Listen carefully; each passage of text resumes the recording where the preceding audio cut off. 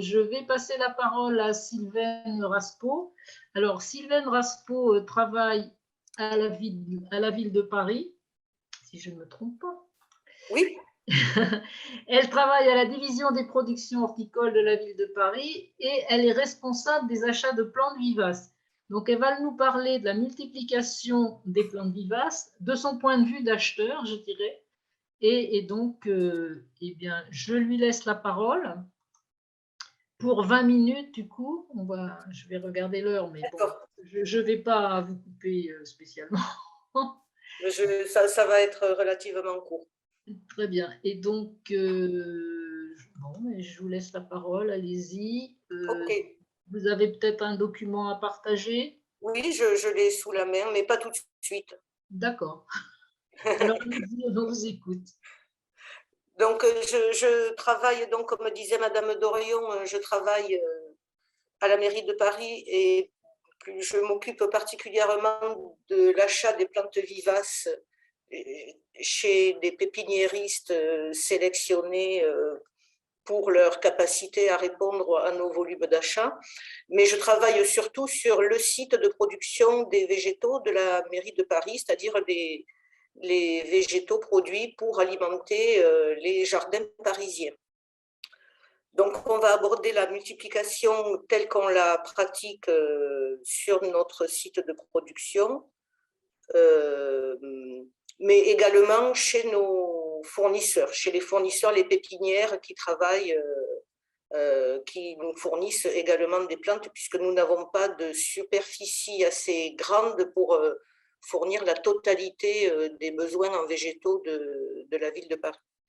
Donc, on va aborder la multiplication par les méthodes pratiquées en pépinière, les méthodes et le calendrier pratiqués en production pour la commercialisation des plantes, donc à destination du paysage, c'est-à-dire pour la filière professionnelle, et c'est-à-dire pour une plantation à l'automne et en hiver.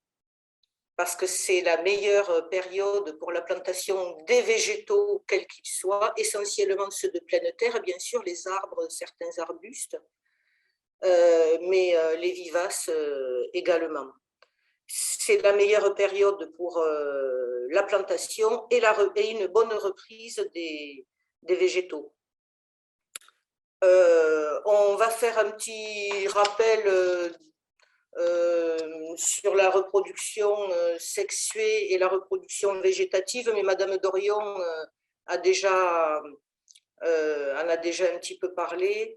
Donc la reproduction sexuée, c'est la multiplication par semis à partir d'une graine issue d'une fécondation, et la reproduction végétative, c'est toutes les formes de reproduction qui existent dans la nature et que le pépiniériste va exploiter, va travailler pour faciliter la multiplication des végétaux. Il existe plusieurs modes de reproduction végétative.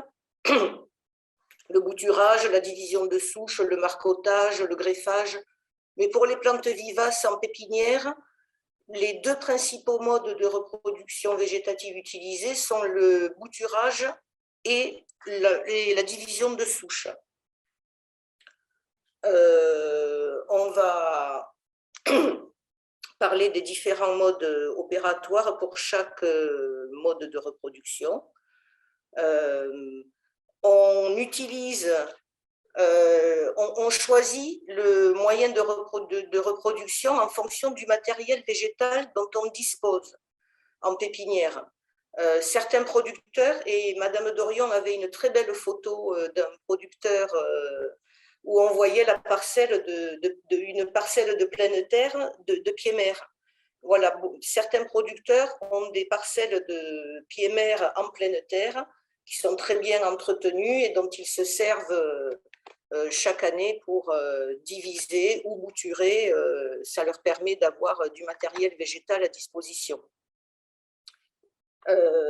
Quand on n'a pas de matériel végétal pour certains taxons, on passe par l'achat de graines. Et là, on achète les graines auprès d'établissements spécialisés pour avoir la garantie d'une authenticité variétale. On va passer au semis et je vais vous montrer un diaporama. Est-ce que vous le voyez? Donc, voilà en pépinière à quoi ressemble un semoir mécanique où on pratique le semis dans des plaques alvéolées de 240 alvéoles chacune. Donc, vous voyez, les deux premières plaques au premier plan passent sous une espèce de portique rouge où sont déposées les graines dans chaque alvéole et elles ressortent ensuite de l'autre côté de la machine. Là, vous pouvez changer la diapositive. Voilà, cette machine nécessite quand même la présence de 3 personnes. Une personne qui prépare les graines. Alors ici, le jour où je suis passée faire les photos au mois de février, là, il se trouve qu'il ne se met pas de plantes vivaces, il se met de l'héliotrope du Pérou, puisqu'on produit aussi sur le site de production, nous produisons aussi des annuels et des bisannuels. Donc voilà, ce jour-là, c'était de l'héliotrope, mais le mode opératoire est le même, que ce soit de la graine de vivace ou de la graine d'annuel. Donc voilà la préparation des graines. Donc l'agent prépare, sélectionne les graines qui doivent être semées dans la journée. Vous pouvez changer la diapo. Voilà en gros plan le planning des semis là pour le jour où j'y suis allée. Voilà, ils ont semé de la rudbeckia, du Pennisetum villosum et de l'héliotrope. Donc, ils ont fait 28 plaques d'héliotrope. Et ensuite, il y a un petit tableau, il y a à 3 colonnes, où on voit un chiffre en premier. Donc là, c'est la quantité de graines à déposer dans chaque alvéole. Donc là, pour chaque taxon, c'était 2 graines par alvéole. Ensuite, le deuxième, c'est oui-non. La deuxième colonne, oui-non, c'est si on doit ajouter de la vermiculite ou pas au substrat, puisque certains semis, ont besoin d'un substrat plus aéré dans lequel on ajoute de la vermiculite. Et la troisième colonne, c'est le passage en chambre de germination ou pas. Donc là, l'héliotrope, il est mentionné non, donc les plaques alvéolées à la sortie de la chaîne de semis partent directement sur les tablettes en serre ou en tunnel. Ils ne passent pas par la chambre de germination où là, on pratique un contrôle optimal de la température et de l'hygrométrie. C'est le cas, par exemple, pour les Gunnera et les Cyperus. Vous pouvez changer de diapo.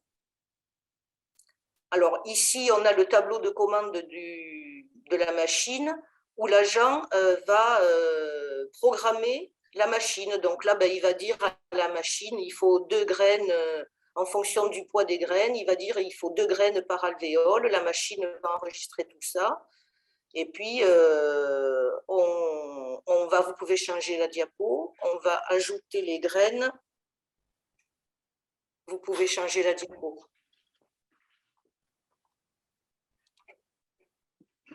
Voilà. Là, on alimente le rail central avec les graines. Je ne sais pas si vous les voyez. On voit qu'elles tombent du papier que tient la main. Donc, on alimente en graines et puis la machine automatiquement va déposer. Vous pouvez changer la diapo. La machine va déposer 2 graines par alvéole. Vous pouvez changer la diapo. Là, les plaques arrivent et là, voilà, les graines sont déposées dans chaque alvéole par les petits tubes juste au-dessus des alvéoles, qu'on voit juste au-dessus des alvéoles. Vous pouvez changer la diapo. Et voilà les plaques semées qui sortent par la fin de la chaîne de semis. Ils vont être récupérées et placées. À l'issue donc du semis, Donc, les plaques alvéolées restent 2 mois à peu près en serre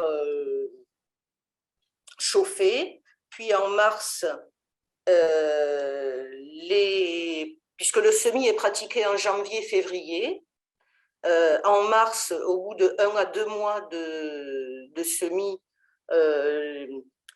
ils sont placés en serre hors gel et au mois de mai, les semis sont rempotés dans le contenant final, dans le contenant de commercialisation qui va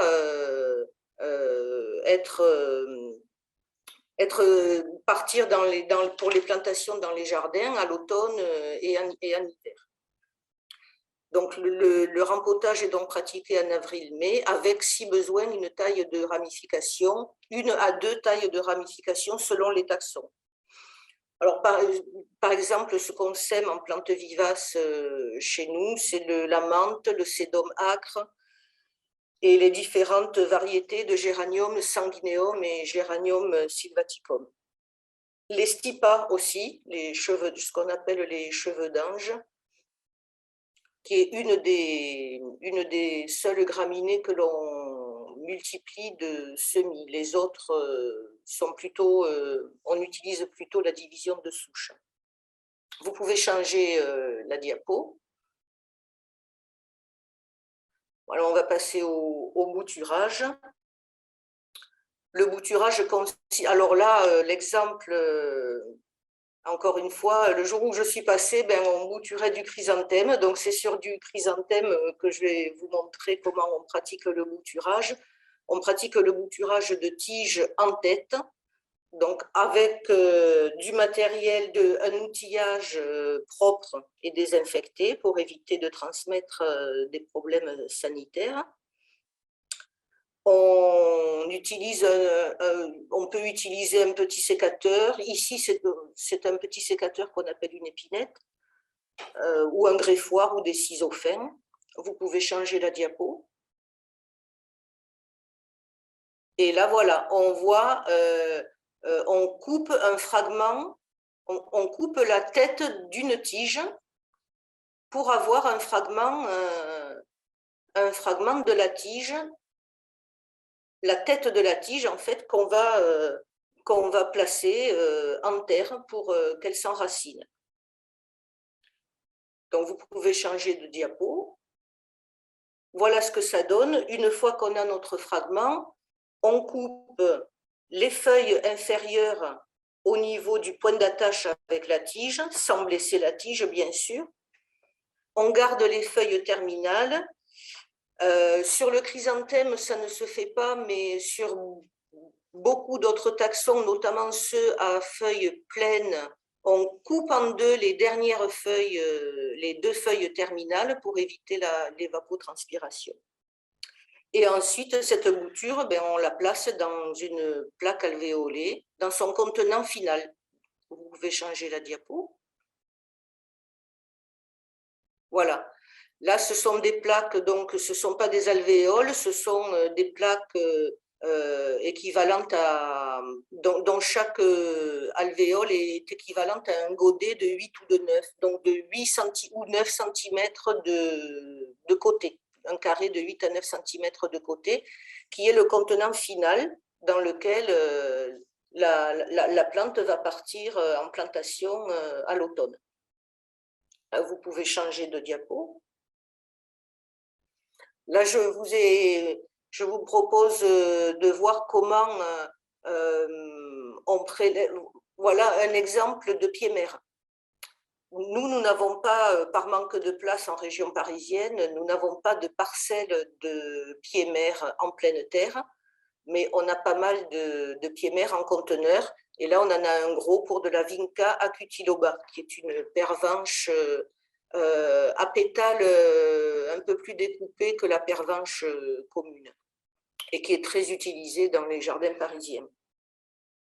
Alors en bouturage, ce qu'on pratique beaucoup nous en bouturage, c'est l'astère, le penstémon, le litrum, les phlox, et évidemment aussi d'autres géraniums. Vous pouvez changer de diapo. On va passer à la...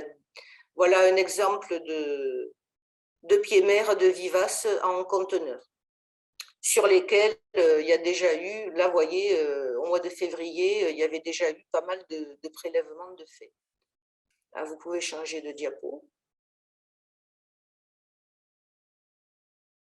Voilà, on va passer à la division de souches. C'est une opération qui consiste à partager la plante en 2 ou plusieurs morceaux pendant sa période de repos végétatif. Ici, le jour où je suis passée à l'atelier multiplication, on multipliait de la Molinia cerulea, qui est une graminée des jardins, qu'on utilise beaucoup en ornement. Alors, selon les essences, on peut obtenir jusqu'à plusieurs dizaines de plants avec une seule souche. C'est-à-dire que là, les pieds mères sont dans des conteneurs de 3 litres. À partir d'un seul conteneur, on va obtenir une dizaine, voire une douzaine de divisions. Donc, on utilise beaucoup ce mode de reproduction pour les graminées, les miscanthus, les géraniums, par exemple les miscanthus, les géraniums andrési, les agapanthes, les rudbeckia. Donc, on le pratique pour avoir des plantes à commercialiser à l'automne, mais aussi pour renouveler le parc de pieds mères, parce qu'on ne garde pas indéfiniment des pieds mères, il est bon de les renouveler quand même assez régulièrement, c'est-à-dire tous les 3 ans environ. Vous pouvez changer de diapo. Voilà, la première opération pour la division, à partir de conteneurs, c'est de dépoter la plante. Vous pouvez changer de diapo. Voilà le pied une fois le conteneur enlevé. Vous pouvez changer de diapo. Et voilà comment on pratique. Donc, d'abord, on enlève toute la partie inférieure du conteneur, qui ne sert à rien, puisque ce qu'on cherche à récupérer dans la division de souches, c'est un petit peu de racines, mais surtout les yeux qui sont en dormance et qui demandent à éclater, qui demandent à sortir. Vous pouvez changer de diapo. Voilà, là on pratique la division proprement dite. Vous pouvez voir au-dessus du hachoir déjà une partie découpée qui va être de nouveau par la personne en face de celle qui tient le hachoir, qui va, avec un autre instrument, redécouper encore cette partie découpée. Vous pouvez changer de diapo. Voilà ce qu'on peut obtenir après maintes divisions. Là, si on fait un petit zoom, si c'est possible, Madame Pro, de faire un petit zoom sur le milieu, sur la division que tient la personne qui divise là. Non, là par contre. Non. Bon, ça fait rien, c'est pas grave. C'est pas grave, mais vous pouvez voir au niveau du bout des doigts des parties un petit peu vertes. Ce sont les yeux de la souche de la plante. Ce sont les yeux qui sont prêts à démarrer. Là, qui en février, là, ça y est, ça commence à vouloir sortir. Et c'est ça qui est exploité, en fait, pour multiplier la plante. Là, vous pouvez changer de diapo. Voilà, là, on le voit mieux. Voilà ce qu'on a obtenu à partir d'un conteneur de 3 litres d'une Molinia. Il y a environ une dizaine de plants qui sont prêts à partir au rempotage en conteneur. Là, vous pouvez changer de diapo. Voilà quelques exemples de graminées prêtes à l'empotage qui ont été divisées. Tout ça, ce sont des divisions de souches, donc avec un étiquetage précis par taxon. Chaque caisse contient un seul taxon. bien identifiés, bien étiquetés. Vous pouvez changer de diapo. Voilà par exemple une division d'iris pseudo-acorus, donc là une division de rhizome. Alors sur l'iris pseudo-acorus, on peut le faire à cette période de l'année, en février donc. Avec l'iris germanica, on fera plutôt au mois de juillet. En période sèche, ils n'aiment pas du coup, puisque ce sont des plantes qui aiment beaucoup le soleil et ne supportent pas trop l'humidité. Avec l'iris pseudo-acorus, qui est un iris de berge, plutôt de sol humide, on peut très bien pratiquer voilà, en février. Vous pouvez changer de diapo. Voilà un autre exemple de division, par exemple ici de l'hélénium. Vous pouvez changer de diapo. Et enfin, un autre exemple de division du Sisyrinchium striatum. Voilà, il existe une autre forme de multiplication. On utilise en tout cas une autre forme de multiplication de plantes, c'est la culture in vitro, mais on ne le pratique pas nous-mêmes. C'est d'ailleurs généralement pratiqué par des établissements spécialisés. C'est pratiqué en ce qui concerne les vivaces, surtout pour les fougères. Et dans ce cas-là, on achète les alvéoles de fougères et on fait de l'élevage. On ne pratique pas nous-mêmes la culture in vitro. La culture in vitro, en gros, ça consiste à prélever un fragment du végétal pour utiliser son méristème et le mettre en culture sur un milieu synthétique dans un environnement stérile. En gros, c'est dans des bocaux, sur une espèce de gélatine à l'intérieur de bocaux. La plante racine, le fragment racine dans ce milieu-là. Et une fois racinés, les plants sont empotés en alvéoles et c'est ce qu'on achète aux fournisseurs spécialisés. Nous, on utilise ce système pour les fougères parce que on préfère avoir de la fougère exempte.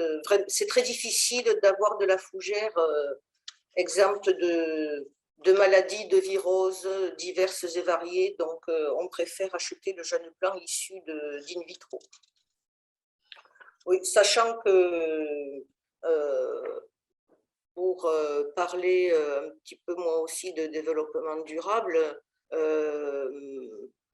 les jardins parisiens sont tous écolabellisés et donc les plantes que nous produisons et que nous achetons chez les fournisseurs que l'on sélectionne répondent aux mêmes critères que l'écolabel des jardins parisiens, c'est-à-dire zéro produit phyto et même des substrats exempts de tourbe. On utilise maintenant des substrats sans tourbe. La tourbe qui est depuis toujours utilisée pour sa capacité à permettre un enracinement, un fort enracinement.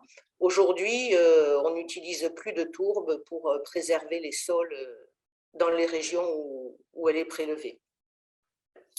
Voilà, je crois que j'ai un petit peu terminé. Je voudrais parler des cycles de production. Donc, je vous ai dit que là, ce que je vous ai présenté, c'est le calendrier de la production de pépinières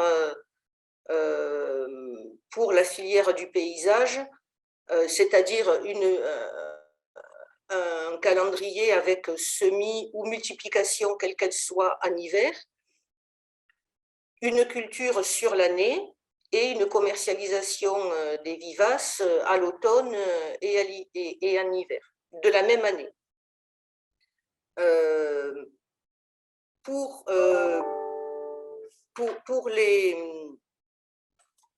Pour les jardineries et les grandes surfaces, les cycles de production sont généralement un petit peu plus longs puisque ce qui est souvent recherché par les jardineries, c'est la vente, la commercialisation des plantes en fleurs, pour que le client voit ce que ça donne au moment de la floraison, ce que la plante donne au moment de la floraison. Donc là, on a des cycles de culture un petit peu plus longs et la culture est planifiée selon la période de floraison de la plante pour qu'elle soit commercialisée au moment de sa floraison. Voilà, j'en ai terminé. S'il y a des questions, je suis à votre disposition. Donc, écoutez, merci beaucoup. Des questions, il y en a quelques-unes. Moi, j'ai trouvé ça très intéressant parce que c'est pas si souvent que ça qu'on voit quand on est jardinier, qu'on a l'occasion de voir le matériel qui est mis en œuvre pour des semis comme ça en grande quantité notamment. Donc, ça aurait été dommage qu'on se prive de vos images quand même. Alors là, j'ai quelques questions. Donc, Monsieur Brard dit, il est certainement important de connaître la germination des semences. Bon, d'accord. 2 graines pour des vivaces n'est pas toujours suffisant. Qu'est-ce que vous en pensez? Apparemment, là, vous mettiez 2 graines. Alors, oui, pour l'héliotrope du Pérou, là, c'était 2 graines, qui est une plante certes vivace, mais en tout cas, en climat parisien, on la cultive comme annuelle. Elle est cultivée comme annuelle. Donc là, c'est 2 graines par alvéole. Après, ça dépend selon les taxons, selon la taille de la graine. Il y a même des graines qui ne passent pas dans le semoir. Par exemple, les graines d'orge, toutes les graines de graminées qui font un peu comme une ailette, ça passe pas dans le semoir. Et là, on sème à la main, à l'ancienne, dans des plaques de semis à l'ancienne, quoi. Là, c'est vraiment chaque taxon a son. C'est pas 2 graines dans chaque alvéole pour toutes les plantes, puisque les tailles des graines ne sont pas les mêmes. Alors, donc, toujours sur ces semis, là, ça a passionné les gens. Le remplissage des plaques alvéolées en substrat est-il lui aussi réalisé par une machine, c'est-à-dire le remplissage des alvéoles? Oui, oui, oui. Oui, oui, j'ai pas montré pour être pour être un peu pour condenser au maximum, j'ai pas montré avant et après, mais effectivement, oui, oui, elles sont remplies, les alvéoles passent en amont de la chaîne de semis, elles passent sous une espèce de machine qui dépose le substrat tout près. Alors, après le dépôt des graines dans les alvéoles, est-ce qu'il y a du substrat qui est remis en surface? Comment ça fonctionne? Non. Non. Non, non. Alors, il y a des machines qui le font. Là, dans l'exemple de la machine que j'ai montrée, non. Dans les alvéoles, comme ça, les graines tombent et sont enfouies par les canules qui déposent les graines dans les alvéoles. Mais il y a des machines où on remet aussi du substrat après dessus. Et du coup, question toujours sur les substrats, avez-vous, par quoi remplacez-vous la tourbe?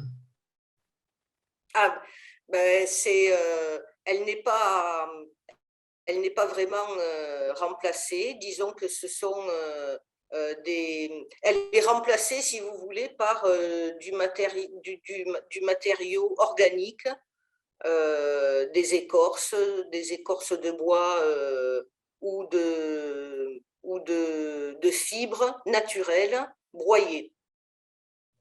Voilà, je ne veux pas rentrer trop dans le détail, déjà parce que ce n'est pas tout à fait ma partie, mais voilà, c'est du broyat de substances organiques. Alors, j'ai encore 2 questions là. Est-il possible de visiter les locaux de la ville où sont préparées les multiplications? Oui, à l'occasion de la fête des jardins, tous les ans au mois de septembre, le centre de production qui se situe à cheval sur 2 communes, Fresnes et Rungis, ouvre ses portes à l'occasion de la fête des jardins tous les ans en septembre. Donc là, il y a des visites des visites guidées par les jardiniers du site pour tout le monde. Et alors là, je pense que c'est une question intéressée de Catherine Baird. Que deviennent les végétaux retirés lors des changements de fleurs dans les massifs? Ah, alors je suppose que quand c'est des plantes vivaces, ils ne sont pas retirés, déjà. Ben non, les plantes vivaces, elles ne sont pas retirées. Alors après, je suppose que la personne veut parler des massifs de plantes saisonnières, annuelles et bisannuelles. Depuis quelques années, enfin depuis une bonne dizaine d'années maintenant, sauf pendant la période de la crise sanitaire qui nous a touchés, là, mais sinon, quand elles sont enlevées et toutes celles qui ne sont pas vendues, en tout cas qui ne sont pas plantées dans les jardins, sont distribuées aux Parisiens. Il y a des journées de distribution organisées dans les arrondissements parisiens. Voilà. Pour à destination du public, de la distribution gratuite ou payante selon les plantes. Voilà. Donc pour terminer, juste 2 commentaires. Quelqu'un nous dit que la fibre de coco est très utilisée pour remplacer la tourbe. Et autre commentaire, il y a un fabricant de substrats qui fabrique des terreaux sans tourbe. Voilà. Il y en a même 2 en France. Voilà. Bon, alors, celui-là est en Vendée. Bon, ok. Donc, écoutez, merci beaucoup. Et je crois que là, on va passer à la prochaine. Très bien, merci. Merci à vous.